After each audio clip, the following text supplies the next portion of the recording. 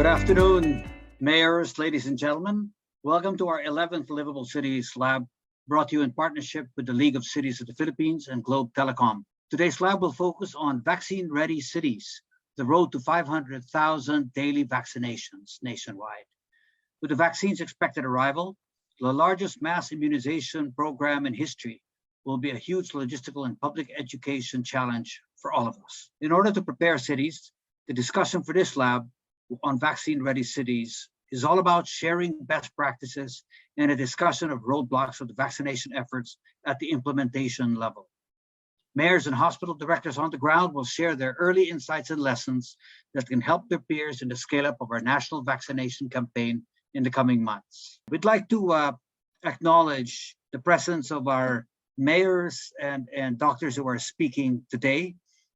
We'd like to welcome Mayor Emmanuel Maliksi of Imus City, Cavite, Mayor Oscar Moreno, Cagayan de Oro City, Mayor Ben Climaco, Zamboanga City, Mayor Rex Gatchalian, Valenzuela City, Mayor Noel Rosal of Legazpi City, and Dr. Saturnino Javier of Makati Medical Center. So again, welcome to the Liveable Cities Lab, brought to you by League of Cities and Globe Telecom.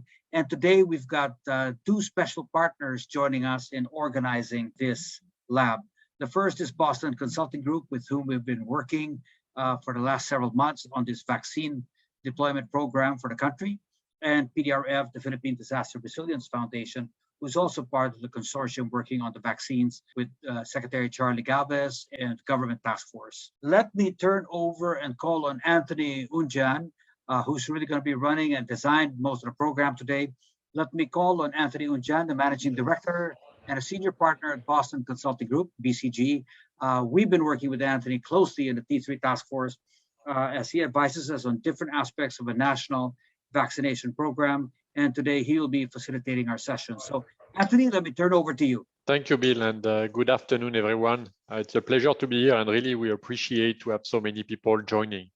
I think Bill captured the keyword in his introduction. The keywords today is sharing and learning. Sharing with each other, learning from each other in this just barely 1 month since we received the first vaccines. We at BCG have been privileged to see many markets going through that phase. And all of them, it's never been smooth anywhere. It has always been a lot of challenges. And of course, you can learn from the others, but frankly, it's only when the rubber hits the road that you see a number of things happening or not happening. And what's important is the ability to quickly correct, to quickly adjust, and to get the best practice and to scale them up.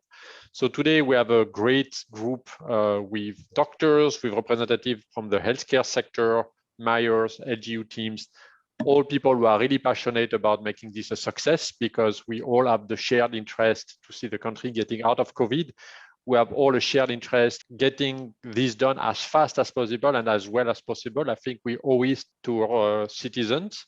So for me, the tones today has to be a tone which, of course, will be passionate, but will have to be constructive and really solution-oriented. So even let's learn, let's recognize mistakes made, observed, not in the spirit of frustration and venting, because we have no time for that in that crisis, but in the spirit of making sure we do the right things going forward. And we give experience to those who have not yet started their campaign, so they start it as well and as fast as possible. So if we can go back to the agenda, Bill, I think we'd like to start with a quick vaccine update. So my colleague, Denise, will share with us where we are globally and in the country, and then Janet will also continue and share our perspective before we get to two sets of discussion. The first set of discussion with a healthcare professional, Dr. Javier will share also some of his observations and learning, and we can have a discussion on that. We can have your Q&A, and then we are privileged to have Secretary Manolet Derit to facilitate a fireside chat with a couple of LGUs, a couple of mayors. And here also, we really hope to get as much learning as possible from this group, but also a great discussion with the broader group. So let me hand over to my colleague, Denise. Hello. Yes. So hi, everyone. So good afternoon. Magandang hapon po sa inyong lahat. So thank you so much for joining us today. So like what Anthony mentioned, really the purpose of this session is for all of us to learn, so we can also help mobilize within this very difficult time for the Philippines. So what we are going to do today is, first of all, share whatever we know coming from the work we have done as well with other markets. So globally, what can we learn about the vaccine rollout? And because different countries are at different phases of this rollout, at least we can anticipate the challenges that are going to be coming. So second point would be, of course, also to showcase more or less what the work that our LGUs have been doing. So there has been a lot of this Filipino Bayanihan spirit going on as well. Na, sige, we can do this. We will mobilize this for the sake of our citizens. So we will be sharing at least some elements that we have heard on the ground. And after that, we will proceed, of course, to the fireside chats to really get more in detail about the views from the medical community and, of course, the challenges from the LGUs. So I'll start off first with more or less a view of where we are from a global manufacturing point of view. I mean, it's a big relief, really, for everyone to note that from a manufacturing perspective, we do have the supply in place globally, and it's been going or chugging along. From an eligible population point of view, we do have enough vaccines. The only problem right now or concern really is not, there are still a couple of people who are not willing or able to receive the jabs. And I think that's going to be the bigger challenge versus us thinking of a supply constraint before. Second, good thing to note is that from a vaccine rollout point of view, vaccines started like Q4 last year. We have managed to more than 140 countries have begun to administer vaccines, including the Philippines, of course, and approximately 14 million doses are given per day. And if you look at the top 10 countries, of course, the bigger ones, US, China, UK, India, are ahead primarily by the sheer size of their population. So it's really valuable for us to also look into what they have been doing to make sure the vaccine rollout is as fast as possible and can reach as many as possible. So another good thing to note, so we know about supply, yes, it's there. Yes, rollout has been roughly at different paces globally. From a effectivity or efficacy point of view, we do see that the COVID-19 vaccine has had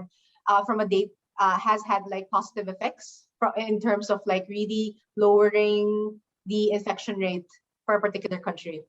And if I look at Israel as a primary example, right? So they have been very steadfast about the vaccine rollout. Roughly 9.9 million doses have been administered so far. 60% of the population at least one dose. Quite fast, really. Out of the population fully vaccinated, 54% really are over 70, so that's also great. And of course, daily jabs administered at 34K at the moment. Okay, so from an immediate outlook point of view, the way they mobilized it, of course, with the help of the national government, the media for education, and the LGUs, they are now at stage 3 of easing lockdown restrictions, which means that the restaurants, bars, larger cultural sports events, and hotels are slowly going to open up. And they have this idea of this green pass or green passport, which is really to signify if you have gotten the vaccine or not, to make you eligible to participate in specific private activities. So they anticipate fully reopening by April, and the Israel government already having approved air travel for vaccinated individuals. Why we are highlighting Israel is because like they are a primary example of really focusing or doubling down on the rollout with the objective of really keeping people safe, of course, and at the same time reopening the economy. We know that from an economic point of view, being a very domestic driven economy, we have been badly hit. And there's a lot of jobs that are in the informal sector or even the formal sector which have been affected. So the more we can vaccinate, the better, the faster we can get to like the reopening of the economy. That's the bottom line for this one. And the Philippines to date, from a supply point of view, we have been in touch with several of the global manufacturers and have gotten emergency use approval for it. And one good thing to note as well is that from a supply point of view, we do anticipate that there will be a mass volume, large monthly volumes coming in by the second half of the year. The message that we just want to say is that from a supply point of view, there will be a lot that will be coming in. The bigger challenge now that we need to think about is really how do we make sure that we do inoculate more people and that supply and that throughput won't be a bottleneck. Right now, or at least a few months back, it was a supply constraint, right? Or even until at this point in time, it's a supply constraint. We didn't have enough vaccines for everyone. That's why we had to, prioritize specific areas, prioritize certain segments first, which is the right thing to do. There will come a point in time in the near future, maybe come May or maybe even earlier, that we will become throughput challenged. And when we say throughput challenge, it means that supply will keep on coming in. The bigger challenge now is how do we make sure we reach the target coverage to reach maximum of our constituents. So how do we make sure that we won't have spare vaccines that might end up risking spoilage in our storage facilities or even along the way, right? So that's a bigger concern now. And that's what we want to, I guess, focus on from a best practice point of view and how we can really roll out this vaccine inoculation program. So maximizing vaccine throughput, really, just to really harp on this point, is critical to beat COVID and meet our twin objectives, right? Number one, protecting the vulnerable, like what I mentioned, older people, of course, those people out in the front line, especially in the light of the virus's ability to mutate over time. So again, there have been several strains, and it will keep on happening. So we need to make sure that we get the vaccine out as fast as we can to the most vulnerable. Second, a more important point is also restoring the economy and bringing back Filipino livelihoods, both in the informal and formal sector. And just from a supply point of view, we did, I guess, an exercise, more or less, on what we need to get to, from a number or number of inoculations per day point of view, really just to maximize the throughput, right? And to make sure we have that amount of safety stock in place and not risk a lot of spoilage. So if you look at this chart here, the best number to target really as a baseline is a 500,000 jabs daily.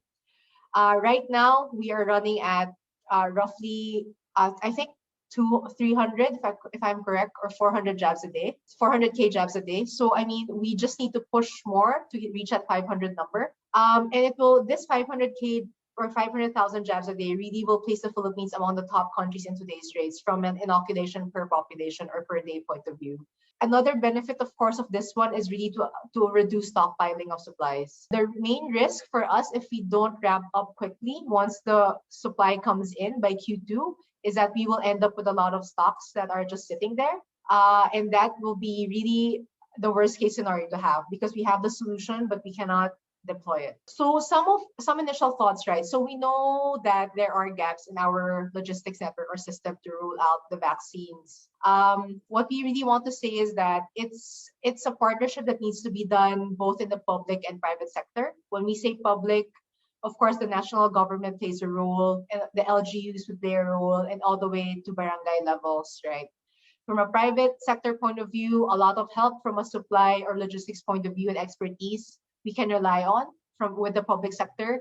At the same time, that would include, of course, your hospitals and of course, your local conglomerates. So what we are trying to say here is that there's a gap. Private sector might be able to fill that gap in terms of distribution using their logistics network. So tapping on their employees and their families, and of course, their immediate community that they are serving. We also need to make sure that we keep all cylinders going. So there are four facets that we also need to think about in terms of the vaccine rollout. First, of course, the supply. How many doses should we secure? Do we have enough? And all of these things, right? Honestly, like everyone in the globe is struggling with getting this best estimate, right? Manufacturers are trying to keep up with the volume, and the most that we have is a best estimate. With that best estimate date, really, we shouldn't stop ourselves from planning all the way down to that inoculation with a citizen. We just need to make sure that the logistics work. Second would be communication and demand. People want and are available to be vaccinated. How do we make sure that people know that they have to be there this specific date, this specific area to get the vaccine, and that they are eligible for it? How do we educate them in the sense that to really remove all of those myths about, don't get the vaccine because it's bad for you, and all those other non-factual content. So we also need to control the narrative in that one. Data is important, whether it's automated or manual, primarily so we know where our progress is and where our gaps are. So what's the most efficient way to collect it from an LGU level or at the barangay level to a town, all the way to a national level, so we know where we are. And at the same time, we also have more or less a certain sense of responsibility across the chain on where it will break and where the gaps are. From an inoculation point of view, it's about distribution and administration of vaccines. How do we arrange our vaccination efforts? When people get to the vaccination site, do they know where to go? Do they feel safe? Is it convenient for them to do it? Or is it going to be such a hardship for them to do it? So these are also things that we need to think about. We also had a chat with several people working with our LGUs and also with our private and public hospitals the past few weeks. And everyone's experiencing a lot of pain points across the board. I mean, no question on that. From a supply point of view, hindi namin alam kailan dadating ang supply. Although we have patients there, we have doctors there, when they arrive, we don't know if we need to call them in or not. And we lose time because of that, right? That lack of visibility. Second would be communication and demand. People don't know where to get their vaccines. Where am I, as a person living in this area, where should I head? As a person with this age, but I'm not a healthcare worker, am I eligible or not? So communication is also key on that note, and going beyond, and even going, and people have also resorted to going manual, like literally door to door, just to educate our more traditional citizens.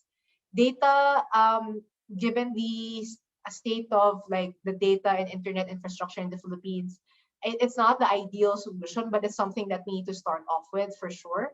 So although we are relying on manual processes, the biggest goal would be really, are we monitoring the right metrics, right?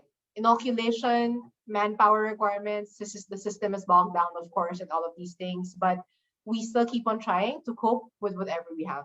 So what we want to share with you in the next section really is, if you look at the ones with stars here, we have gotten examples from our LGUs and our hospitals on like maybe ideas and thought starters on how we can manage well despite the crisis.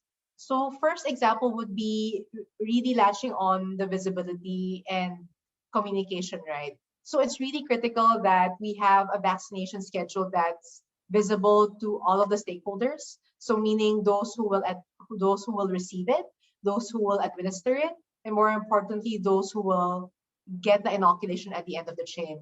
So from a rolling perspective point of view, like what I said, we are not 100% certain the vaccines will arrive at the state, but we do have a best guess estimate, and we need to have confidence and rely on that and make plans around it. At the same time, be flexible enough to have a plan B if that doesn't work out. Really, the only way to prevent stockpiling and to make sure that we get to as many as possible is with that frame of mind and thinking. Second, alongside that, of course, we have the date set in place. We do need a robust crisis communication plan to really educate people, to encourage them to come get the vaccines. So Quezon City has a robust crisis communication plan in place. We have digital to reach more of our digital savvy, younger segment and consumers. So targeting barangays, home associations, and your tech-enabled population. We do also have out of home, if you need to, of course, educate the elderly more because they are way more hesitant on getting the vaccine, and underrepresented community groups, for people in the informal sector as well. So these more or less, it is important for us to create this climate of trust, because right now what's happening is that so much information is available everywhere. So what we need to do is come together as a community to make sure we give correct facts and we reach our constituents properly. Another example would be beyond digital and beyond, of course, the normal traditional way, really going out on an additional stretch is going door to door. So our Mock City has this door-to-door master listing at the barangay level, just to know which people are in the household, how are they feeling, what are the hesitations. Another way would, of course, be the more ideal one. If you have a bigger, of course, geographical scope to cover, would be a hybrid approach, considering both a tech and non-enabled and tech and non-tech solutions. So online master listing, if that's available. So some people who can provide information online, by all means, go ahead. That's better for everyone. But at the same time, we need to combine it with the manual master listing just to make sure we reach everyone. Another best practice that we would like to share really is assigning responsibility and that chain of command.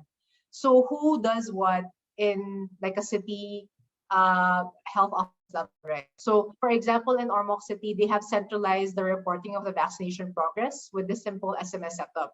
So first off, the city health office will create the account for each vaccination post. Next, the city health office will send the template SMS to point people in each vaccination post for data gathering. Next, at that point in time, during the vaccination progress, there's round the clock like updates that are happening. And then, of course, all of these reports will be consolidated at a certain time during the day, so we can have a consolidated reporting.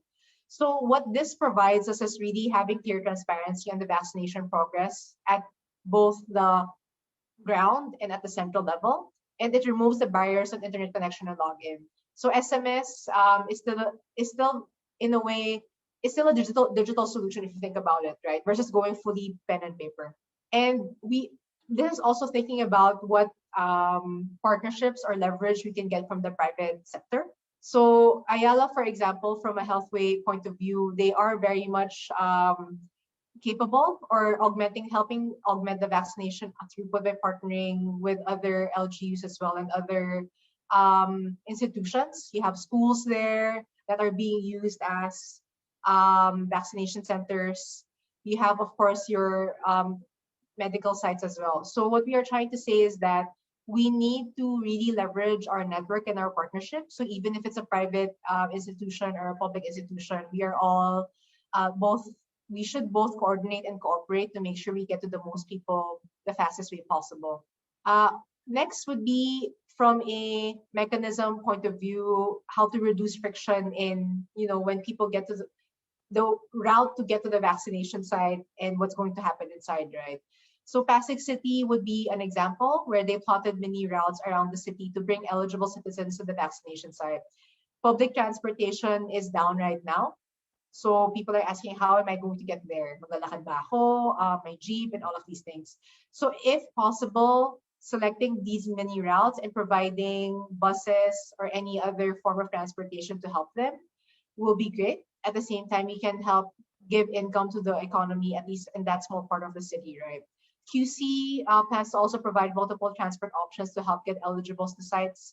Tricycle groups would be one, and third-party ride-hailing services. So the bottom line is we also need to be creative, but balancing that with the safety of the methods that we are providing as well. And beyond, of course, providing digital solutions, we also need to create like backup manual processes to make sure that in case technology does fail us, which will happen, we are not going to stop operations, right? So technology really is an enabler, but at the core of it or at the base of it would be really manually thought out processes and logic to make sure the process or the system works. So for example, if from a high level digital solution would be scanning a QR code or inputting a unique ID to pull info from the system, the backup would be, hey, we have an offline list anyway that somebody prints out every day or every few hours in the day to make sure we check if you're eligible or not. Backup would be really manual registration on site, right? If you're eligible, if you provide all the details of your identity. So we need to be prepared for plan B, plan C, or even a plan D.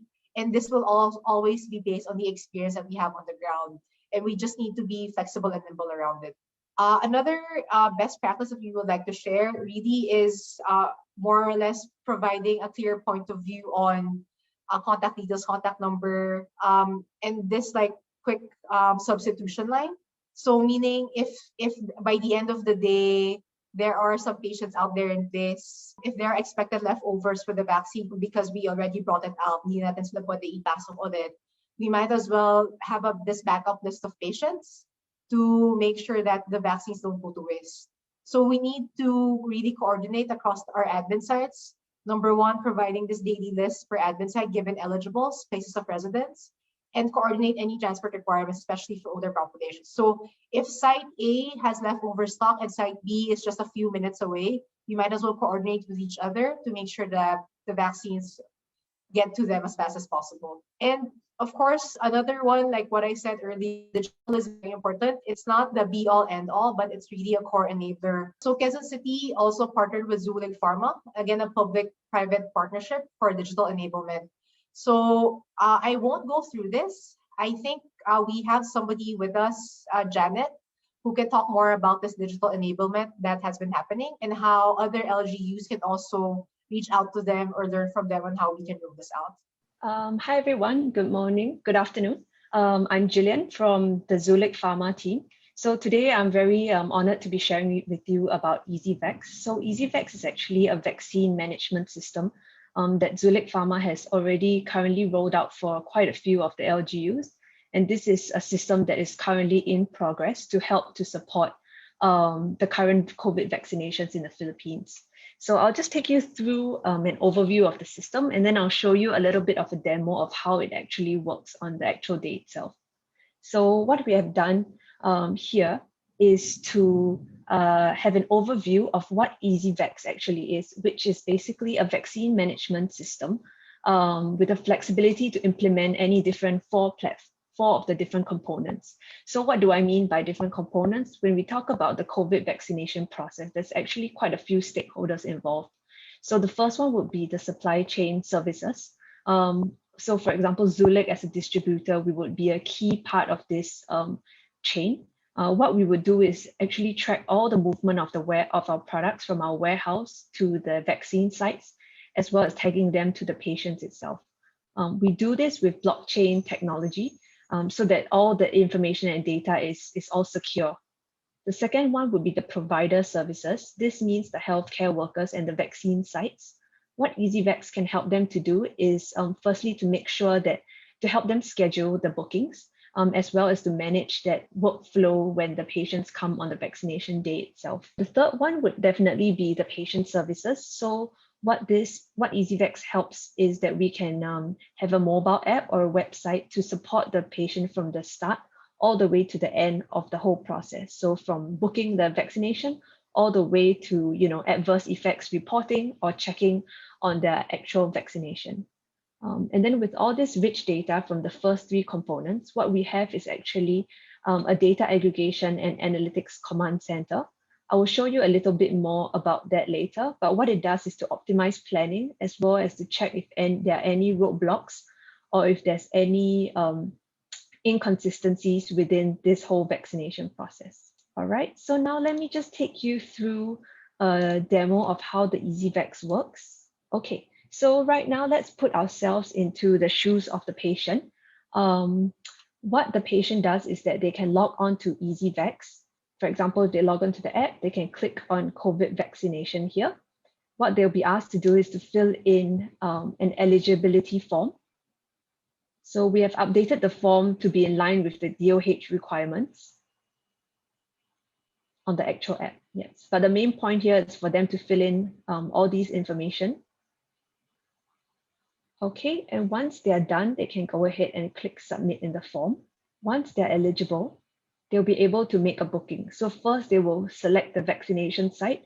We also included a feature here to help them search for vaccine sites near their current location using the GPS. Once they select the particular site, they can go ahead and select the day as well as the time. So just want to bring your attention here as well to this 10 to 10:30. This is grayed out. What this means is that this slot has been fully booked, so the patient will not be able to select that slot. The reason why we've done this is to manage kind of the capacity at the vaccine site itself to ensure that there's no overcrowding. All right, they go ahead and choose 12:30 to 1, and they can select make an appointment. Okay, so the appointment has now been booked successfully. What the patient can do is to click on Health Passport here, and that's where they'll be able to see their schedule. So they selected Aguinaldo Elementary School, this particular date and time. We will also pre-book and reserve their second dose slot. The reason for doing this is so that we ensure that all patients who have done the first slot would have a capacity for the second slot. We want to avoid the case I think in some parts, other parts of the world, where the capacity is too fully booked up that people need to wait a few months for their second dose, which is not according to the requirements of the vaccines. All right. And on the app, we also have a feature where each patient will have a unique QR code. For example, if you click on the top left hand, and this is the code that they can share with the nurse at the vaccine site for quicker kind of registration. They will also be able to receive an email, let's say 3 days before, to remind them of their vaccination appointment. All right, so let's shift our lenses to the side of the healthcare worker or the vaccine site staff. Here, what they'll be able to do is to view the list of patients. So for example, Carmen booked and they'll be able to see. This helps them in preparing the number of vaccines for that day. What they'll also be able to do is to set up the schedules, the availability. Let's say they have 10 or 11 doctors.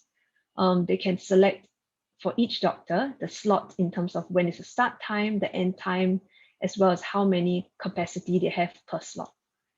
So the reason for doing this is that we can have the capacity for each vaccination site. And this is the numbers that will actually flow through to what a patient sees on the patient app itself. Yeah, so it's a seamless flow between the capacity at the vaccine sites versus the booking for the patients. So what happens on the vaccination day itself? Here we have built a workflow for the healthcare workers. What this does is that it helps them to have a standardized flow across all the different vaccine sites. And we are also collecting information on the back end. Yeah, so everything can be more digital and we reduce any, let's say, loss of data, any human error here. So for example, what the nurse does when a patient arrives is they click on scan and they will be able to scan the patient's unique QR code. With that, the nurse can also view, the eligibility form that they have filled up. Here is where the healthcare worker can do a second check in terms of the health screening, and they can go ahead and click accept or reject on the vaccination. So for example, if they find out that the patient has an allergy, they can go ahead and click reject if they're not supposed to be taking the vaccine. And then before the administration, what the nurse can do is that they can click on scan and they can scan the exact vaccine, let's say box or batch that they are administering. This is just a mock-up. So what this does is that there's a few different features here, a few different benefits. Firstly, we can drill down and check if this product is authentic or not. What I mean by authentic is that we will be able to, for Zulik, we will keep these barcode numbers of the boxes that we are administering on our blockchain. And when a patient scans or a nurse scans this particular box or batch, we will be able to query and check to see if this indeed came from the Zulik warehouse. Yeah, so if in the case where there is vaccines that come from another source that's not authorized, then we will be able to kind of show an alert so that the nurse will be aware. The second thing is that, the second benefit is that because we are tagging this particular batch of vaccines to the patient, we will be able to get realistic numbers about how many patients have actually been administered. The reason why this data is more powerful is because if we track only booking information, there might be some patients who would have booked but not arrived on the site itself. So here with this scan, we are actually tracking consumption data and it's much more accurate. And then the third one would be from a patient safety point of view. What this would help us a lot would be in adverse effects reporting. Let's say we find out that a particular batch has a lot of AE reports, or if we hear from the manufacturer that this batch is defective, we will be able to trace back to see which patients actually took the vaccines from this batch. All right. So what the nurse can do is to click on administer vaccine, and that's where the system will tag the patient to the vaccine batch. Okay, so once the vaccine has been administered, if the patient logs back onto their own app, what they'll be able to see if they click on, let's say, Health Passport, is that you can see here the first dose has been administered and the manufacturer is AstraZeneca, and we will also put information here, for example, the vaccine batch ID. And the second batch would be moved from reserve to a confirmed booking. The patient will also be able to reschedule the second dose on the system as well. I'd also like to share with you what we built into the system as well, which is an adverse effect reporting form. So let's say a few days after the vaccination, the patient is not feeling well. What they can do is to fill out this form and submit it. Yeah. So for us, the current system that we have done with the LGUs is that this form will be submitted directly to the LGUs, particular authorized people, so that they will get first-hand information in the quickest time, and they can help to follow up with the patients as well. But here's what happens when the patient submits the AE form. Okay, so that's the end of the flow from the vaccination, from the pre-registration all the way to the vaccination. I also just like to give you a quick overview of what happens with the vaccine command center. Yeah, so this is our analytics command center. Once we see all this data, we'll be able to get data that helps with the central planning, with the patient onboarding. We can also see information of where our goods are in the flow, as well as at the vaccination site. So maybe let me just share, let's say, one or two with you. So the first one here is really about central planning. So here we'll be able to see an overview of what amount of the population has been administered versus not administered. So here, how we get the administered data is through that scan from the nurse, so we can get more accurate information. We can see an overview of vaccine stock status, what's available at the ZP warehouse versus what's available at site. And we can help with forecasting how much vaccines you need per site. All right, here's more from an inventory point of view. We can see the overall stock status per site. So this would be very helpful for the LGUs, let's say, to manage stock control. Here is more from the patient point of view, where you can see the capacity that's been booked. Let's say the ones in red are more, oversubscribed versus the ones in blue. So this can also help the LGUs to determine, which are the popular areas for vaccinations and whether they need to increase, let's say, manpower in certain areas or not. And then the last one would really be more about what happens at the vaccine site. You'll be able to see, let's say, total service time per site. Here is where you could, let's say, realize that a particular site is taking much longer than the rest, and you can go in and investigate. You can also see the service times based on the different steps of the flow, things like that. And then the last one would be on adverse effects reporting. Here, I just want to draw your attention to, for example, we could collect the amount of the manufacturer data as well as the batch data. And here's where they can do more investigation if we find that a particular batch and manufacturer has much more AEs versus the rest. All right, thank you so much for your time. That's the overview of EasyVax, the whole vaccine management solution from Zulik Pharma. Thank you. Thank you very much for sharing this. And I think we can see with this example how there are ready-made tools and equipments or learning that we can use and leverage for a quick deployment. And thank you also, Denise, for sharing the learnings that are essentially coming from interviews and discussions and observation on the field. I hope some of them resonate and some of the tips will be usable. Of course, we'll share the document. Let me now invite Dr. Javier from the reputable Makati Med Hospital. I would like to conduct this interview as openly as possible, covering some of the themes that have been mentioned so far, but I would like to start, Doctor, first by thanking you for joining us, but also to let you openly share your observations and learning from the first few weeks from your vantage point at the hospital before we get to almost line by line. Just, your reaction, top of mind, what has worked, what hasn't worked. Thank you very much, sir. Thank you very much, Anthony, and good afternoon to everyone. It's a pleasure to join here. Just listening to the presentation, I would just like to share some of our experiences in Makati Medical Center.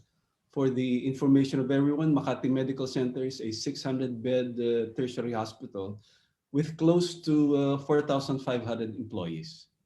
As early as December of last year, realizing that vaccination will be the next task on hand, we immediately formed a vaccine task force in Makati Medical. And this was comprised of several division heads from HR, nursing, doctors, including procurement, pharmacy, and everyone else, whom I felt were vital to constitute the vaccine task force. Our goals were clear. We would like to vaccinate as many people as possible, as fast as possible, as safe as possible.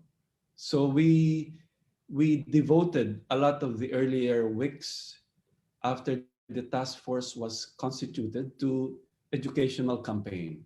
I think many of us are still aware of the Dengvaxia controversy, and therefore there were a lot of misconceptions, there were misinformation and disinformation that we needed to counteract in the community as well as in the healthcare workforce itself. If I may share, in the earlier weeks prior to the rollout of the vaccine, the acceptability of vaccines among our healthcare workers was something like 65%. When we did another survey after some of our educational activities and webinars, the acceptability increased to around 85%, Anthony. So this was in keeping with the notion that with sufficient educational campaign, we will be able to increase the acceptability of the vaccines. We came at a time when there was much misconception, particularly when the China vaccine was being introduced, as well as the Russian vaccine. And that was coupled with some initial adverse experiences with Pfizer from the European countries. So these were a lot of misinformation that we needed to clarify and which we needed to pay attention to by way of educational campaign. The initial rollout that we had, where we targeted, I think I heard the number a while ago, some 200 plus individuals for the first few days, we were able to ramp that up to 900 per day. Prior to that, we made sure that all the vaccination teams knew what they needed to do. We ran vaccination drills. We ran cold transport chain drills. We even ran adverse events drills, particularly anaphylaxis, which was a severe allergic reaction to the vaccine that we just needed to be prepared for if and when that happens. So with this platform, we were able to ramp up the numbers to 900. I just want to make this known. When we got hold of our vaccines, particularly AstraZeneca, the expiration date was end of May. So we needed to make sure that we vaccinated as many people as possible during the first 5 days. And fortunately, with the efforts that we put in, we were able to vaccinate 94% of our target population. So I'll stop there, Anthony. So I'll give the floor to the other participants, but I'll gladly take questions later on. Thank you. I have a few questions for you before we open the floor to others. First, thank you for sharing this. The first one will be around supply. How do you manage the fact that you don't know how many doses you're going to receive from which vaccine at which date? Any tip for the group? We already researched, our pharmacy unit researched already that if you had Sinovac, how is the composition? Is it a vial per dose, or is one vial equivalent to one person? We learned right away that AstraZeneca, for each vial, there were 10 doses. So we already had a predetermined quantity of how many doses will be used for X number of individuals. And we did the same for all other vaccines. We know how many we will need for Pfizer, for Moderna, for J&J or Covovax. So our prior information database already gave us the platform to make a determination of how many people we will need to target for each day, depending on what vaccine we get today or tomorrow. So you've been working with a master list of all your healthcare workers with clear order of priority, the type of vaccine, etc. So that's something you will recommend, that everyone has this list ready, not just for healthcare worker, but also for their broader constituent or the different segments. In terms of communication, so you mentioned that you managed to get more people convinced and excited to get the vaccine. Any specific message that will resonate for this population and others? I think it's important to make sure that everyone realizes that all vaccines all drugs, for that matter, have side effects. I think we should not sweep the possibility of side effects or complications under the rug, because that's not being honest to the constituents and the community. Having said that, however, what's even more important is to hype up the benefits. And if you look at the balance of the benefits against the risk, the benefits far outweigh the possible risk or complications. And therefore, in the scheme of things, vaccination is still highly recommended. I think that's the important message that we needed to come across to our community. We needed to make them understand that there will be adverse events that will be sensationalized or exaggerated in mass media simply because these are new vaccines, and every untoward event that comes up will definitely get media attention. But that being said, those have to be managed by the emphasis, the greater emphasis on the benefits against the isolated incidents that may occur as a part of adverse events. Thank you. An observation maybe from, thank you, an observation from other markets where they started with high level of skepticism is that what really trigger people to change their mind beyond what you describe is also the outlook of being able to go back to a normal life. So I think that's something that should resonate for people, this idea that they can go back to meet their friends, to hug their grandchildren, to go to the market. Sometimes it's even stronger for some population than just the reassurance about the side effects. So just sharing with the group, yeah. That's true. That's true. We also tried to couple that with some precautionary reminders that the vaccination is not the be all and the end all ultimate solution to all of this. That we still cannot put our guard down, despite that job. We still have to adhere to some public health measures, but definitely vaccination will provide a very good protective layer against this COVID-19. Thank you. My last question before I take questions from the group, what will be the levers that you've seen to increase the number of vaccination that your team can do in a given day, to bring it to, let's say, 100 people per day?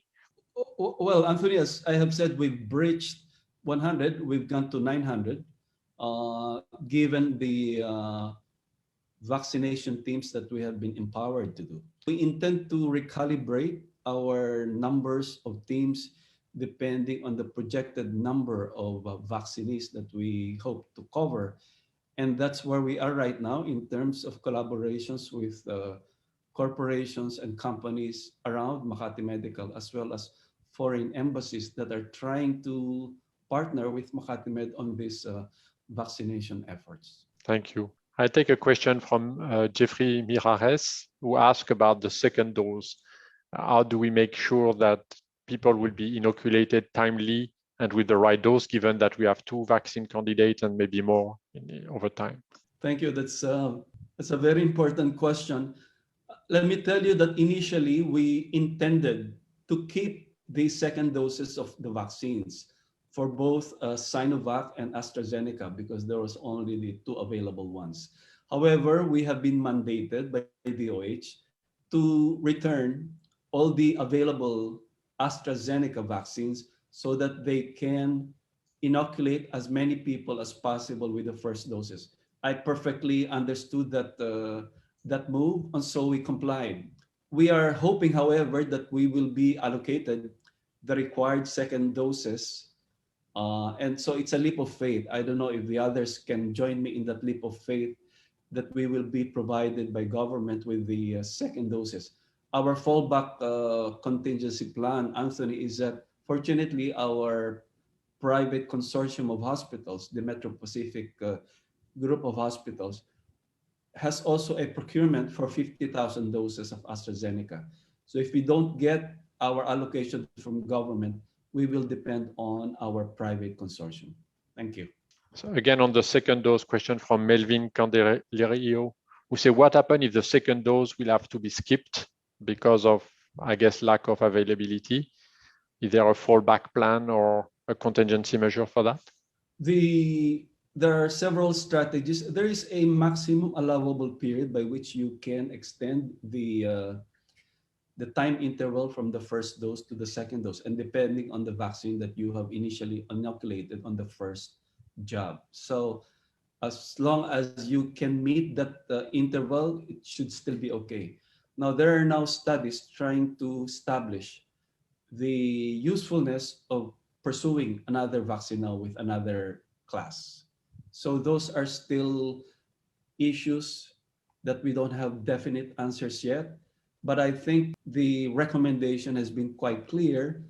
We stick to the second dose of the same vaccine as much as possible. So we try to adhere to that. We will fall back on other plans if and when we will not be able to meet that projection. Let me comment on this also from international experience. There have been different practices per country on the timing between doses. I think the UK, for example, spaced it to up to 12 weeks in the case of, I think, the Pfizer at the time, because they were on a big outbreak and they wanted to maximize the vaccination, to have as many people vaccinated within a short period.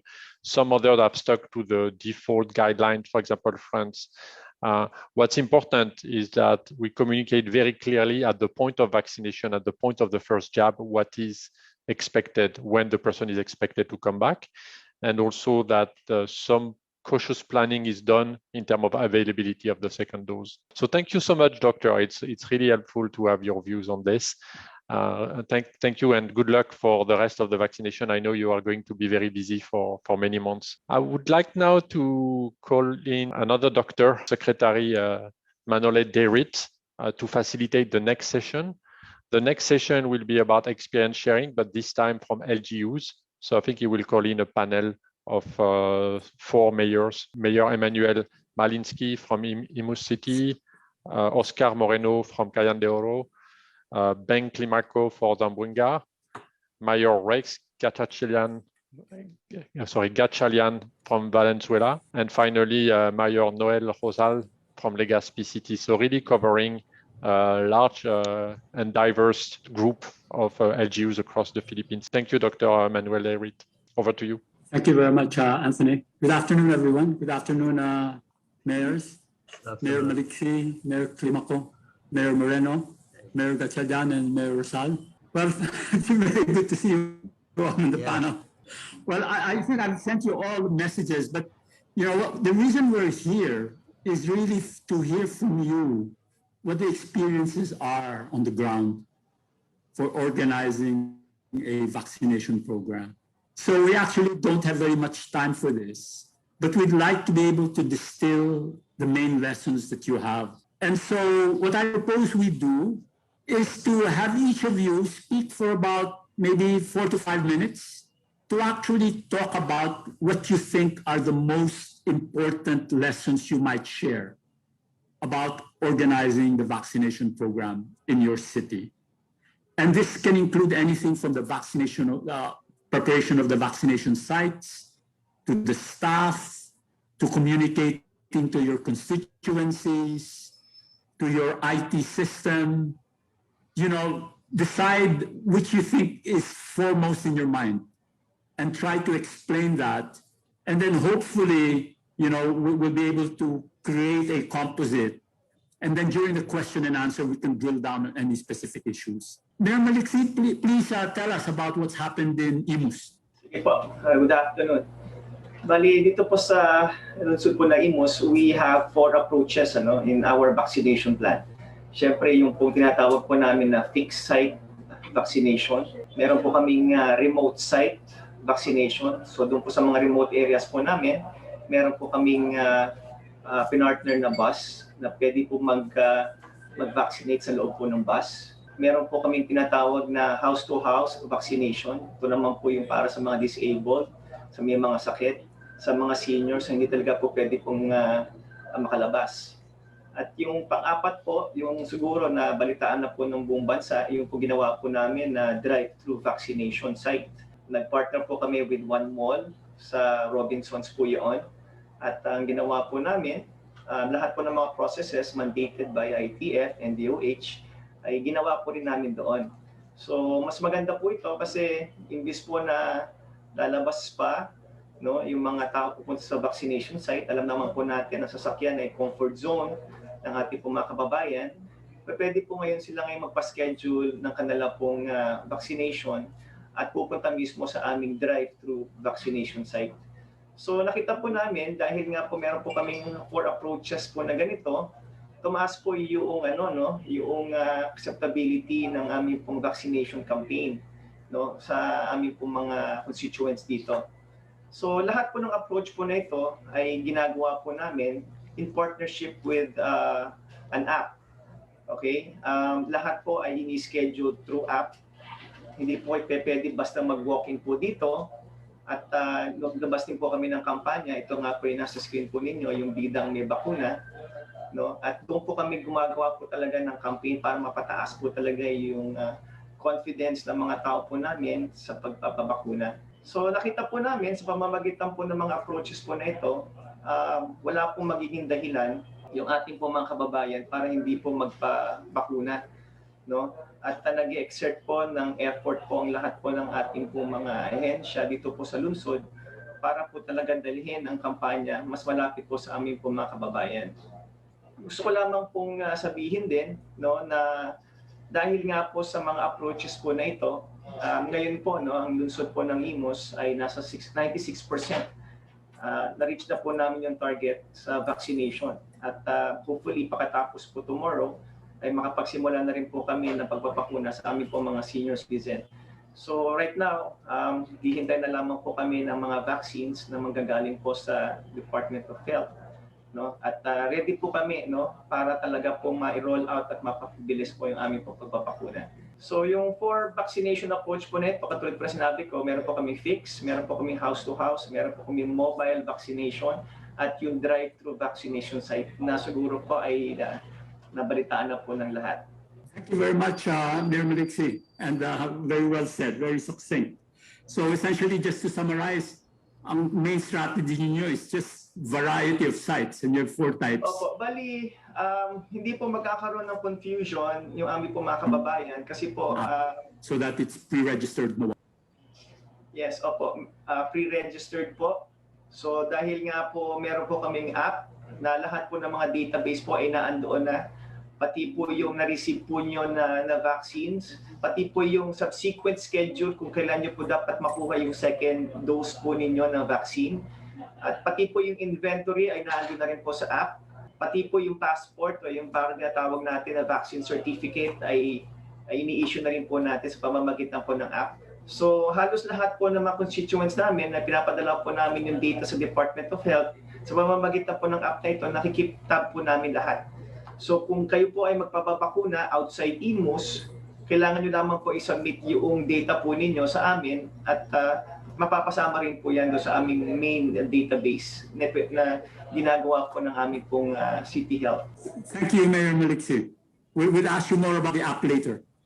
Mayor Beng, can I ask you to describe lessons from Zamboanga? Good afternoon, Dr. Dairis, to all our participants, organizers, past and beyond. As far as Zamboanga City is concerned, we have initiated our program, particularly on creating our barangay information officers. We made sure that we will decrease the vaccine fear by increasing vaccine confidence by reaching out to 23 sessions. We have what we call barangay information officers of all the 98 barangays to make sure that they are responsive to our COVID emergencies. And we reach out to different sectors, such as the Muslim community, the senior citizens, and the other sectors that are affected, so that they will have a venue for question and answer. Nonetheless, our barangay health information officers also responded to this, and to date, there are 23 information sessions on COVID vaccine for different sectors, which is the virtual and face-to-face. We had the Punong Barangay, SK, the religious sector, CSOs, and senior citizens, and the 4 Ps, and our information sessions have health personnel, nurses, and doctors involved in the dissemination of FAQs via our LED walls, tarpaulin flyers, and the social media. If you look at Zamboanga City, we have a very diverse culture of Christians, Muslims, and Lumads. So our lesson learned and way forward is that number 1, we have to be culturally sensitive. So comes the vaccine program, we will also designate a vaccine-friendly center that will be applicable to Muslim women. We have the advocacy videos of the different partners from the DOH, City Health Office, to the Philippine Task Force and the National Police. And it is care of the Public Information Office and the PIA. And I'd like to thank a very wonderful person that's helping me out today, two women as we celebrate International Women's Month, Garnet Francisco and Jasmine Muhammad Kali. So the lesson learned really is number one, we have to increase vaccine confidence by providing the information to our people. Secondly, we also got pillars of vaccinated persons, such as the private sector doctor, Dr. Fatma Ibatyu and Colonel Rojas, so that they will be able to share their own experience of being vaccinated. So this increases our vaccine confidence, and so far we have reached more than 5,000 people that have been vaccinated in the front line. So far, Dr. Dairit, these are some experiences that we're doing in preparation for our vaccination, but we're very, very thankful to the private sector, Ateneo de Zamboanga, that will be working with Dwelling Foundation, and then as far as Zamboanga City is concerned, the Western Mindanao State University, West Metro Hospital, coming from the private sector, that will help us in our vaccination, and will also get their own vaccine, as well as Mr. Alvin Moon of a private sector willing to share his own refrigerated van to help us, and Dr. Mal Amsit. So very important, Dr. Darit and our co-partners in this COVID pandemic is that we share the right information. And I thank you. Muchas gracias. Thank you, Mayor Beng. I guess that the main takeaway there is really the community engagement, particularly community engagement through the barangay information officers and the community, so that they will want to be vaccinated. Thank you, Mayor Beng. Can I call now on Mayor Oscar Moreno to share their experience in Cagayan de Oro? Thank you, Sec. Good afternoon. Good afternoon, everybody. And thank you for being part of this. You know, the fundamental principle of our battle against COVID has always been teamwork, also on information, focused on information. So as early as March 13, we had this daily press briefing. Even up to now, we conduct that, and it has served well in not only informing the people, avoiding speculations, conjectures, anxieties, and duals, but also it has served as a good foundation for teamwork and harmony, DOH, NMMC, the city government. On vaccination, of course, there were some resistance to vaccination in the beginning, but we kept on reminding the people that it's very important, the modifying effect, and so on and so forth. Now, at the start of the vaccination, the mission I gave to our team was, let's do it fast, let's do it efficiently, and so that Manila will notice us. I would assume that in the beginning, there would be an allocation to all based on a certain formula. But my experience as congressman and governor has taught me that if you do it fast, you do it efficiently, after all, protection is the objective, Manila might use you because you'll be able to protect more people. So luckily, we showed good results. In fact, our administration had reached the level of 99% of our target. Initially, we had targeted, compared to the vaccines delivered, the vaccines administered had reached 99%. And our target of 10,500 health workers, frontliners, we have already vaccinated more than 7,000, almost 70%. Unfortunately, we had our last vaccination last March 24, because that was when DOH recalled all the remaining vaccines. We were disappointed, if I may say the word. But of course, we're still hopeful, and we have done our share of showing that we can do it. Now the challenge is we have to prepare better. And, at the end of the day, government would want the people to be protected. And not everybody will be doing the same thing. So those who will be doing it better will certainly attract the attention of government. So, and we will also be able to share our experiences to our neighbors. So we are getting ready. We have applications, all those house-to-house campaign, and information, education drives. And every day we talk about the vaccines. People are now eagerly waiting. In fact, I wrote a letter yesterday to the Secretary of Health and to Secretary Galvez saying that we would like to manifest our eagerness to help in the country's effort to accelerate vaccination. And of course, I've been telling our team, we need to prepare for game time. And so when game time comes, we have to be able to deliver. Thank you, Sec. Thank you, Mayor Oscar Moreno. Actually, ang takeaway message ninyo dyan is that, fast and efficient. Yes. And essentially, you were able to create this speed and efficiency because your population had been so well prepared through a persistent information campaign. And I guess your organization was also able to respond to make it so fast. You got it done 99%. And then all of a sudden, wala na yung priority groups na kailangan gawin. Okay. Yeah, pero in the meantime, we're doing simulation work in the barangay levels.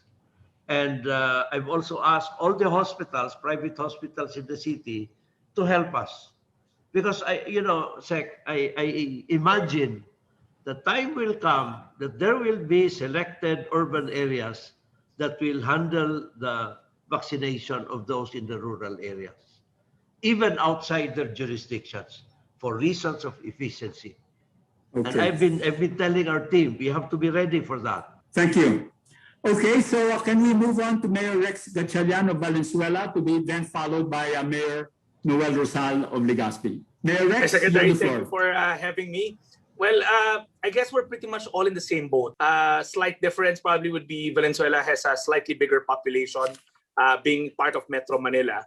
But pretty much the application that I've heard so far is the same across all cities. It goes to show that the key is in the local government units from Zamboanga City, from Cagayan de Oro, from Imus. Everybody is in the same boat, using technology, using massive information campaign, coming up with a multi-sectoral coalition behind this huge endeavor. I guess for Valenzuela, what sticks out the most will be our application of technology. From day one, we've been known as a very tech-savvy city. In fact, we're I believe the only city with an end-to-end business portal that processes business permits all the way to any type of permit in City Hall. So leveraging on our strength in technology, we also launched the country's first locally powered QR code system, wherein the QR code is actually the burden of the establishment. So we coupled it with an ordinance wherein you cannot go into a establishment without a QR code. It's what we call the Val Trace. So as early as last year, 1.2 million subscribers, so that's near universal or over a universal population, already has individual QR codes for contact tracing. So you can't go into an establishment without being scanned at the doorstep. This is the very same QR code that we kind of exported to other cities in Metro Manila like Pasig, Antipolo, Mandaluyong, and we all linked up. It's all LGU driven. Now, using the same database from their QR code, given that it's near universal, we evolved it early on this year to become the registration portal for our VCVax, or the Valenzuela City Vaccination Program. So it's a unsolicited way of telling people, go ahead and start registering. But we do understand that not everybody is tech savvy. As we speak, we're now embarking on a solicited mode wherein everybody from the database, given that we're about to move to our A2, which are the senior citizens, that's around 57,000 in Valenzuela City. We noticed that the registration through the portal for senior citizens tend to be lower. They may have their QR codes, but chances are their kids did it for them rather than them doing it for themselves. That being said, what we're doing now with the solicited format is we just pre-registered everybody, do the house-to-house with their forms and all that with the schedule or in the site where they will go, and all they have to do is follow that. No more registering. We did the unsolicited registering for them. So our game plan is by next week, we finish our A1 or medical frontliners by tomorrow. 100% of all medical frontline workers in Valenzuela fully inoculated, both private, public, and independent clinics. Then we move on, right after Holy Week, we move on to our A2, what they call the senior citizen, and then later on the comorbidities. Bottom line, we've invested in our database for quite some time on top of our QR codes. It's a battle of how well you have your databases intact. And over the years, these are databases we've cultivated because we were doing the social work for them. So now we're just going to use it for unsolicited registration, meaning we pre-register everybody, give them a schedule. It's up to them to show up or not. Of course, taking into account that we put a buffer just in case people do not show up. So that is the game plan of Valenzuela City. Thank you very much, Mayor Gatchalian. Well, I think very, very clear that your strategy is basically IT-driven, that as a result of this IT-driven strategy and QR codes, you have actually enrolled all of your constituencies, and that has become the basis for your pre-registration and eventual monitoring and follow-up. Shall we go now to Mayor Noel to be the last speaker, then we'll go into question and answer. Thank you very much, Secretary Derit, of course, Mr. Bilus, and my fellow mayors. This is about Legazpi City.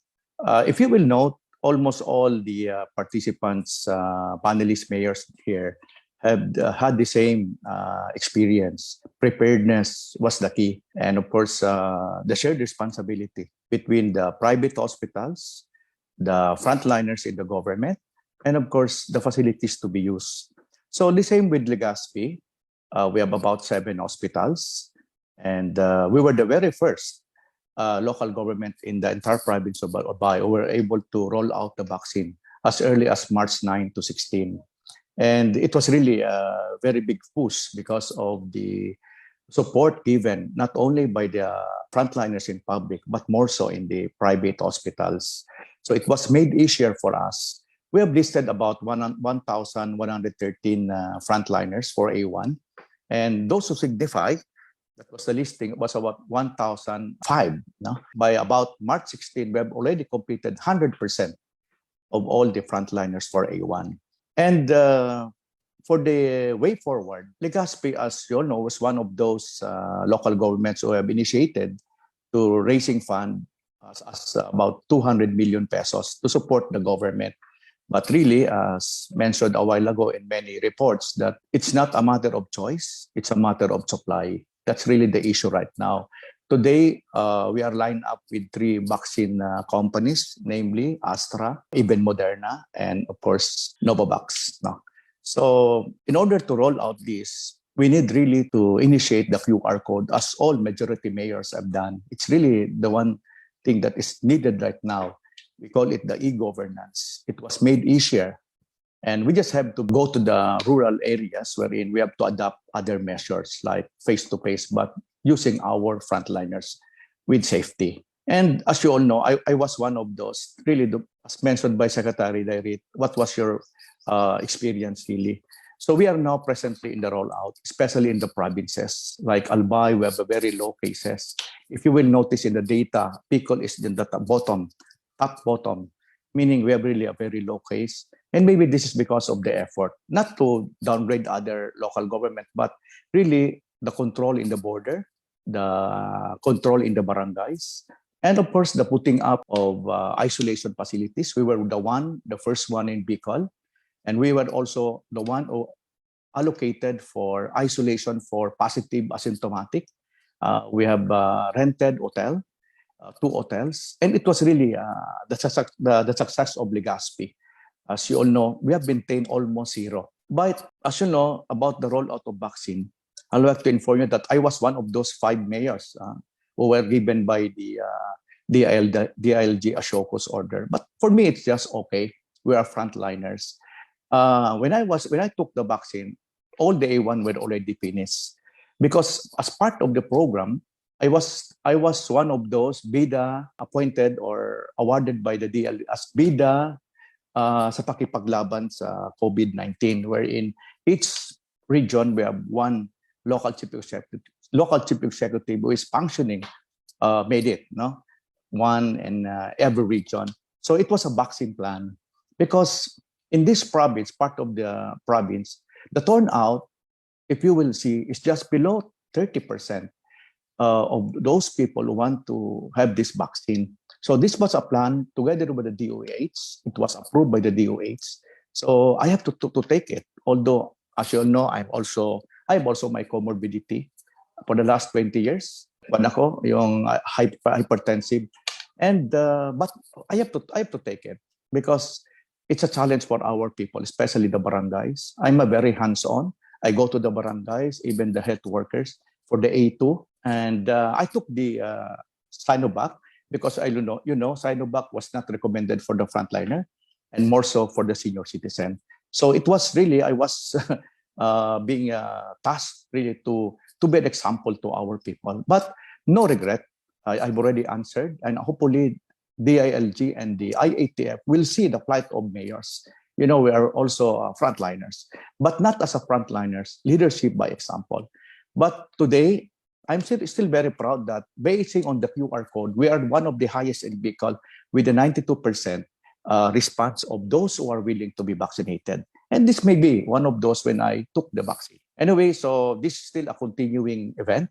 And really, the problem now is the supply. And I'm so happy that the president last night already announced that the private can go now, have their own procurement, together, of course, with the local government. So that's all, gentlemen and ladies, and looking forward for more success in this vaccination rollout. Thank you. Thank you very much, Mayor Sal. Essentially, what I take away from your discourse is that, well, number one, truly been able to manage the number of cases in the Legazpi and Albay. So yes, sir. Is low.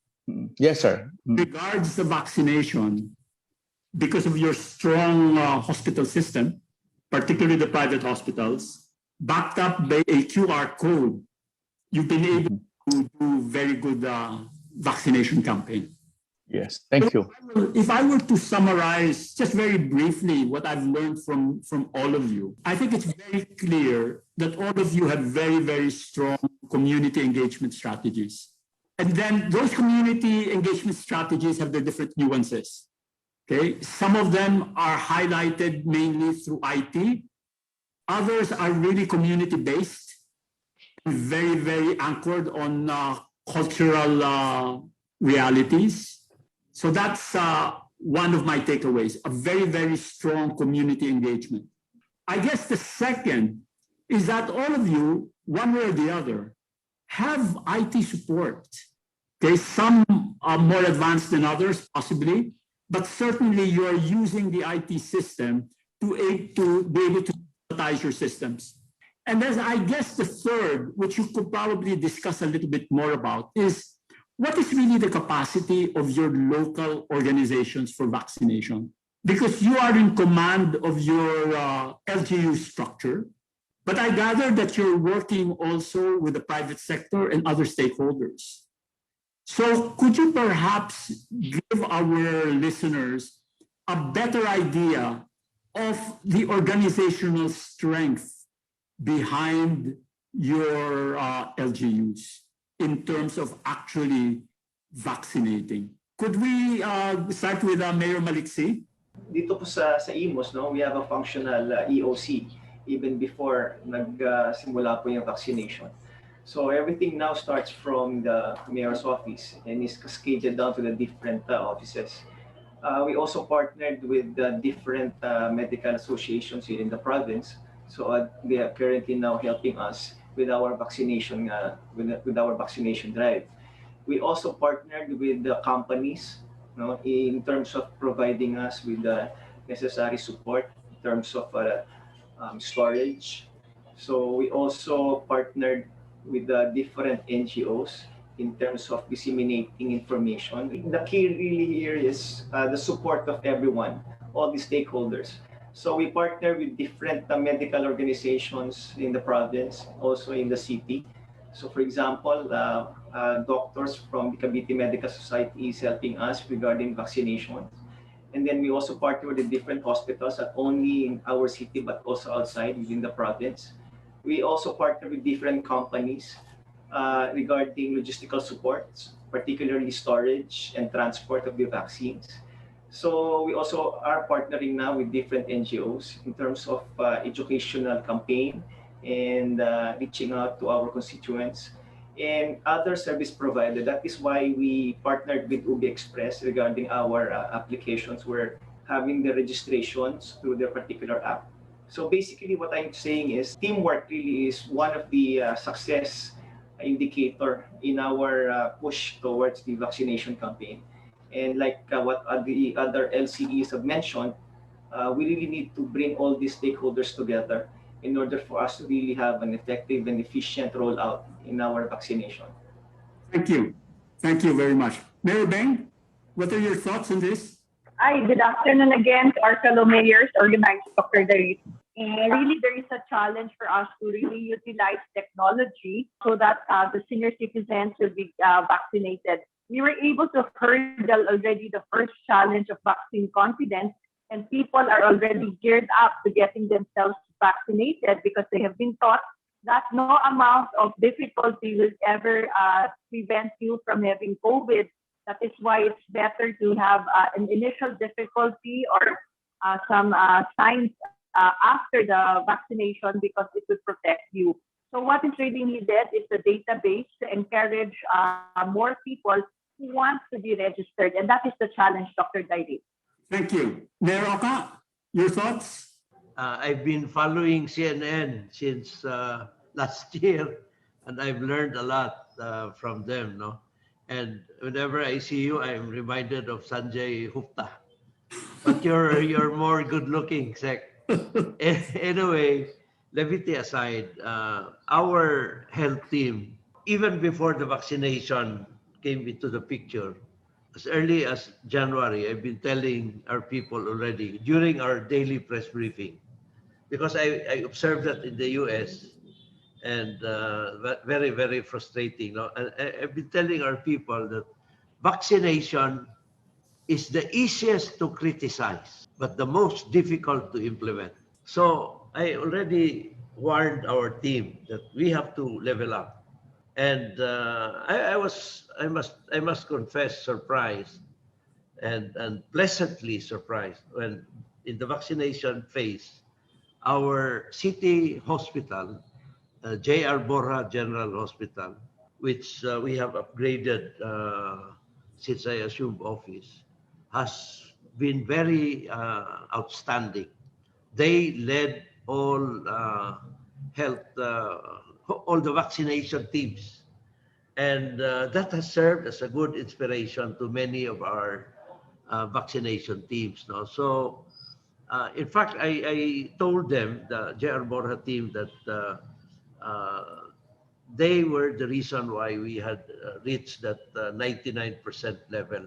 So now what they're doing is, together with our city health team, we're going to the outlying barangays for our simulation run. Again, in the hope that we would be able to do vaccination in these areas.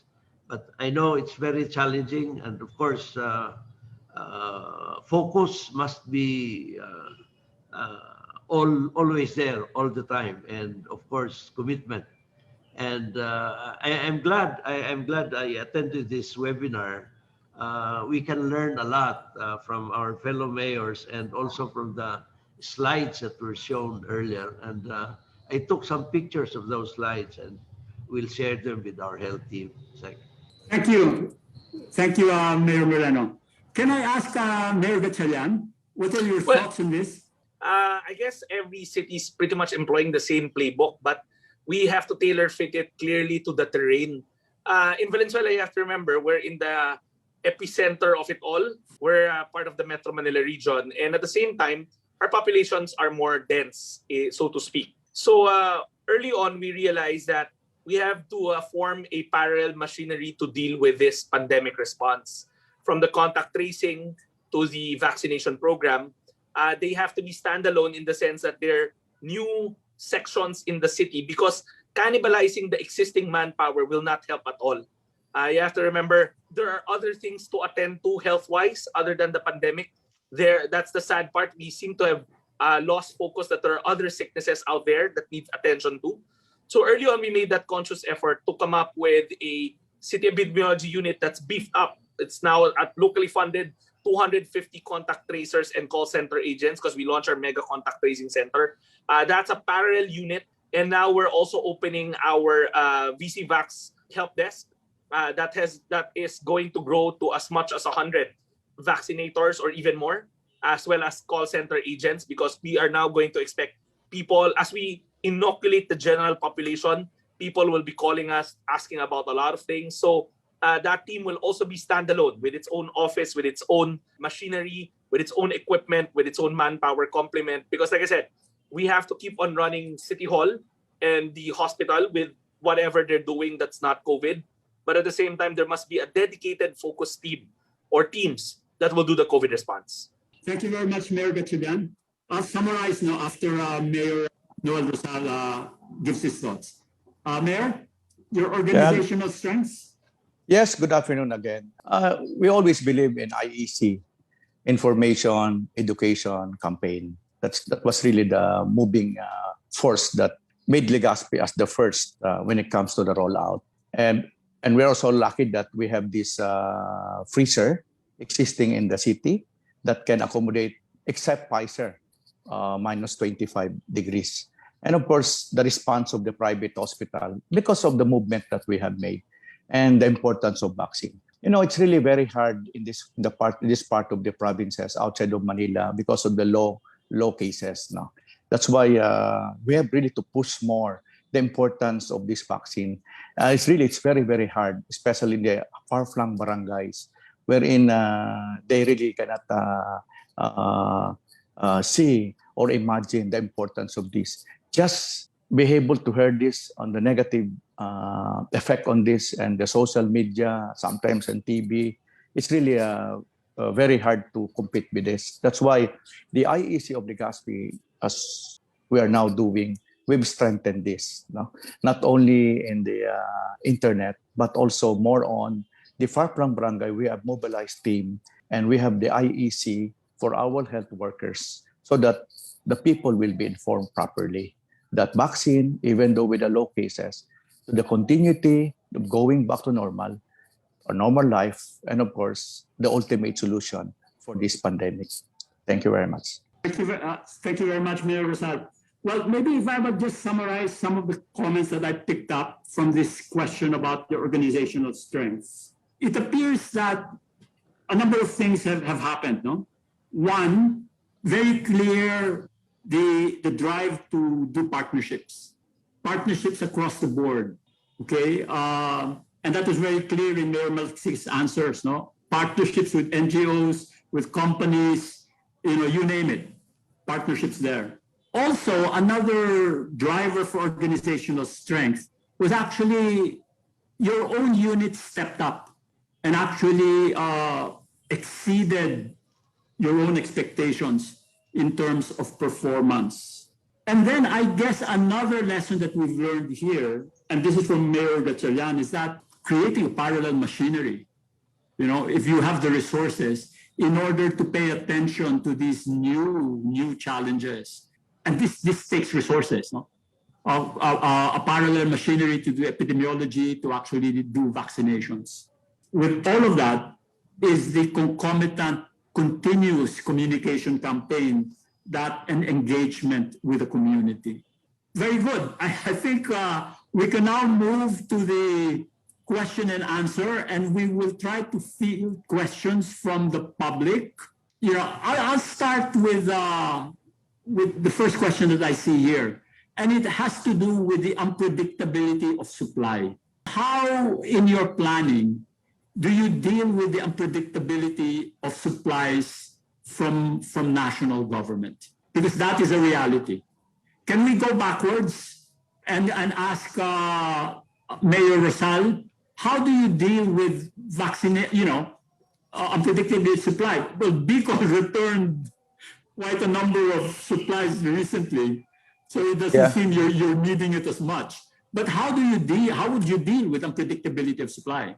Actually, after the rollout for the frontliners, and of course what's happening in Manila, and of course the thing that I have done for myself, having the vaccine, it made the people realize. So the problem now is, when will this public has a share for the vaccine? So as I mentioned, we are lined up with the 3 companies right now, and the earliest, according to them, will be June. So we have really to cope up with this present situation of supply. That's why we kept on continuing our QR code. We are now presently making a survey of those who are now willing, and those who are staying in Legazpi as a permanent addressee or are just working, because Legazpi is a center of trading in Bicol and Albay. So we have a lot of inward migration and transients. No? But we have to include them in the QR code, because the council approves that, because they are part already of the community. If the government really will push for that 70% share for the vaccine to be given to any locality, at least we will have enough to support also these people or this sector of our society. So right now, because the supply is really not sure, even though other LGUs, big LGUs, I heard they have yet to wait. So we have really to continue with our survey, the QR code, and of course, information campaign to our people that the vaccine is coming. Thank you, Mayor Rosal. Mayor Gatchalian, how do you deal with this issue? Secretary, I think like Mayor Moreno, Valenzuela initially thought we were going to go at it at our own. That's why we went into that tripartite agreement with the AstraZeneca group. So in the case of Valenzuela, in our mind, we were supposed to do this really by July. Valenzuela City signed up for 640,000 doses. We've already made initial payments to that.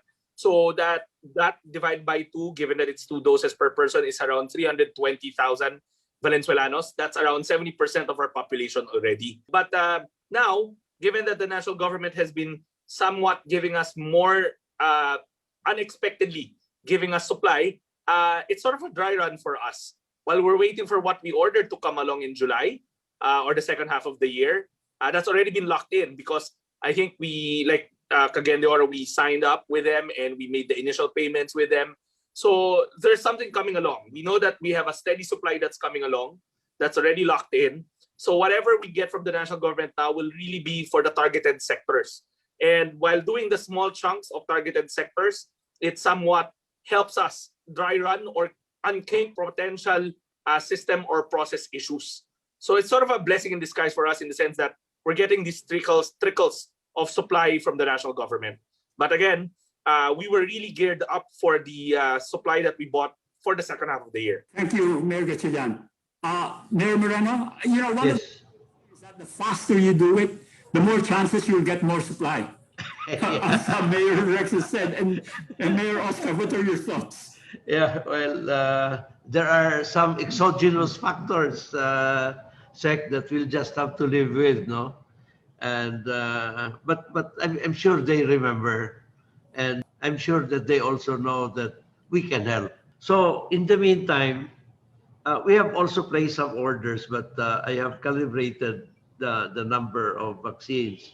I was worried that we might be oversubscribing. But anyway, in the meantime, prepare. I told my team, we have to prepare more, because it's more challenging now. Also, remind our people that there's something that is more effective than vaccine: face mask, face shield, and minimum public health standards. And I would tell them that is more reliable than the best vaccine. And certainly now it's Holy Week. People are used to going to churches and all that. And I'm having some difficulty because, of course, I told my announcement, my pronouncement is that religious activity cannot be disturbed.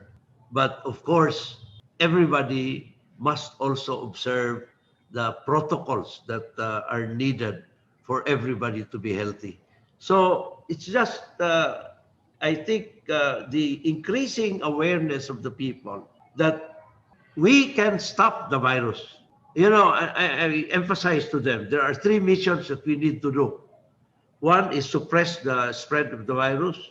Second is the fast recovery of those who are infected and prevent them from infecting others. Third is vaccination. And I would tell them on number 2 and number 3, government can plays a very essential role. Without government, both will fail. But on number 1, suppress the spread of the virus. Government can do nothing if the people do not cooperate. And it is the winning goal that only the people can deliver. And I'm backing on the people. I have always believed in the collective wisdom of the people, Secretary. Thank you, Mayor Moreno. Mayor Beng, any thoughts on this, on unreliability of supply? Yes, we are really, the city of Zamboanga really is the treatment and the transit area for Basilan, Sulu, and Tawi-Tawi. And the Department of Health has to take care of 2 regions, the BARM and the Zamboanga Peninsula. That is why, taking the cue from other mayors in their shared experience, we really have to strengthen our borders by border control, testing, and treatment. And since we do not have the availability of supplies, though we have already contracted 410 doses of vaccine from AstraZeneca and 153,846 from Novavax, with the unavailability of the vaccines and the need of the national government to utilize these vaccines, we really have to resort to testing and tracing and border control with the minimum health standards, because we really have to take care that if the local government unit of Zamboanga City will not be on the forefront, the other regions around the periphery will also suffer. That is why we really have to go back to the basics of trying to ensure that the mobility of people is limited to protect the spread of new COVID variants, Secretary. Thank you, Mayor Beng. Well said. If you don't have the vaccine, you still have to rely on the basic public health pandemic control measures. And Mayor Maliksi, your thoughts? Secretary, supply of vaccine is really our number 1 problem. So we are really very much dependent on the national government. We are still waiting for the supply of vaccine to arrive. We are also coordinating with the IATF. We are also in talks with some distributors regarding possible supply of vaccines coming from outside of our country. So hopefully these things materialize soon. So this will also greatly improve the efforts of our national government to bring in the necessary vaccine supply. So while we are also waiting for this, like what the other mayors have been doing, we are also very active now in campaigning to upgrade or increase the confidence level of the vaccination efforts in our city. We have also been very, very aggressive in our monitoring efforts regarding the spread of COVID in our city. So we are doing active surveillance, aggressive testing, deeper contact tracing, and treatment site isolation and quarantine facility. So like what Mayor Moreno has mentioned, these are really the strategies that we need to do in order to mitigate the spread of this virus. So hopefully with all these efforts, we will be able to bring down and mitigate the present situation that we are now facing in our country. Thank you, Mayor Maliksi. So if I might just to summarize the answers there, in the face of unpredictability of supply, essentially what you've said is that continue to prepare to do very good operations when the supply comes. Continue to ensure that the public health pandemic control measures are done properly so that the caseload is actually managed and brought down. And if the local government has the capacity actually try to go and procure and do tripartite agreements, as some LGUs have actually done. There's one question that I'd like to ask all of you from your own vantage points, and this is asked by Jess Lorenzo. Because the question is, what would you advise smaller local government units who are probably not as endowed and well organized as you are? Could you, each one of you, just give one advice to a local government unit that is small, that is struggling, that is not as well resourced? What would you advise them? And I just want each of you to give one advice. Then we'll close this question and answer period. Can we go with in the middle? I ask Oscar Moreno first. My advice, Sec, is defense, just defense. Thank you. Beng? Mayor Beng? It's basically face mask, face shield, social distancing. But before we end, I'd like to appeal on behalf of all local government units that the DOH must come up with a stand on the saliva and the requirement of RT-PCR testing. Local government units that lack the vaccine, testing is very essential, and this will also help other municipalities because this is the only way that we will be able to detect the presence of the COVID-19 and the variants. We're appealing for the saliva testing to already be approved to help other local government units. Thank you very much, Sir Bill and everyone. God bless us and keep safe. Vaya con Dios. Thank you, Mayor Beng. Mayor Maliksi? Well, basically, you have a functional EOC. If you have an incident command system that is functional in your city, you will be able to tap all the resources you have in your municipality. And then follow basic safety and medical protocols. Basically, that's what's important in order to combat the spread of the virus. Thank you. Mayor Gatchalian? I would say call a friend. Normally, there's a bigger LGU beside you that has economies of scale. I'm not joking. Now, there are big LGUs always nearby that has economies of scale. Like in our case, we are the gateway to Bulacan, going to Metro Manila. We are surrounded by smaller Bulacan-based LGUs. And we were always telling them we have a running molecular laboratory. We have the logistics in Valenzuela. We are more than happy to help out because there's always economies of scales that will work out for the betterment of everybody. Thank you, Mayor Rex. And finally, Mayor Noel Rosal? Just one, consider that they are small, they have to maximize their resources. Thank you very much. Thank you. Well, you've heard it from our three top-performing mayors. Thank you very much, Mayor Maliksi, Mayor Beng Climaco, Mayor Oscar Moreno, Mayor Rex Gatchalian, and Mayor Noel Rosal. Thank you. Over to you. Thank you, Manolet, for moderating the session. You know, first of all, I want to really give my heartfelt thanks to the mayors for joining us today. Mayor Beng from Zamboanga, Mayor Oka, Cagayan de Oro, Mayor Noel from Legazpi, Mayor Maliksi from Imus, and Mayor Rex from Valenzuela.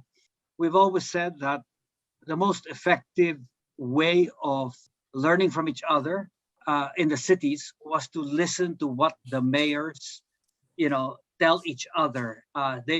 You've really been fantastic, and I think that all of us just listening can learn so much from you.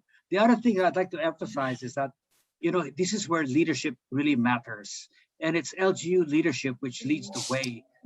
You are at the front line of the COVID response and the vaccination program, and I think we see that the effective programs are run by effective leaders. And what I like is that there's some commonality, but there's also such a variety of solutions that are tailored to your own local conditions. And I think we learned a lot from that. I'd like to also thank Dr. Javier, because he gives us the view of kind of the level of preparation that a hospital has in terms of vaccine administration. They don't just sit and wait for vaccines to arrive, but they put different departments together within the hospital. They start doing their research, studying the characteristics of each vaccine, how many doses in a vial, all these details, so that when it arrives, they're able to plan, and they put these, they run through drills. And I think this is so important because, let's face it, the results speak for themselves. The throughput is amazing. And this is the type of results that we're looking for. There's a benchmark of 100 persons per team per day. And I think that we've got to be able to push beyond that number if we're going to do a mass vaccination program. I'd like to also thank Anthony Unjan and the BCG team, because they're really largely responsible for designing today's program and the presentation and the global vaccine update, which Denise gave earlier. Very useful, and always people ask for these presentations, and we're happy to share these presentations with you. I'd like to also thank Secretary Madelet Darit. According to Mayor Oka, our Sanjay Gupta here in the Philippines, for moderating such a nice, lively session with all the mayors and summarizing their comments so succinctly and so beautifully. So thanks for that, everybody. And I think we've got a lot of lessons we've learned from this. What we do at PDRF, because I'm also at PDRF as well as Liveable Cities, we have a learning portal called iAdapt. And iAdapt contains a lot of the materials, the training materials that PDRF has put together over the last several months on COVID. So not just today's materials, but actually materials dating back that'll help you go through a lot of things. So if you're from a city, register to iAdapt and then go through the materials and the modules there. They're all free, but you do have to register.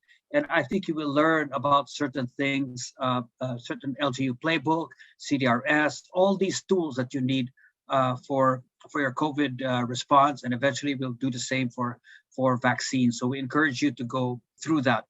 Again, I want to thank all our speakers, our moderators, and of course you in the audience for staying and listening. I hope that you can tell your friends about what you've learned today. One thing we've found is that when people go through webinars like this and they listen to experts talk about vaccine programs, invariably vaccine hesitancy drops and vaccine acceptance rises because people learn more. So this is really a key element, I think, that all mayors talked about. It's information, it's education, it's a steady campaign that we need to go back to every day. So for more materials, please feel free to go to our Liveable Cities Facebook page, facebook.com/liveablecities.ph, Liveable Cities PH rather. And we're also on Twitter and on Instagram, and of course our own website, liveable.ph. Thank you to League of Cities for being our partner, to Globe Telecom for being our partner. Thanks to special partners today, PDRF and BCG Boston Consulting Group. And we wish everyone a good afternoon and enjoy the rest of the day. Thank you very much.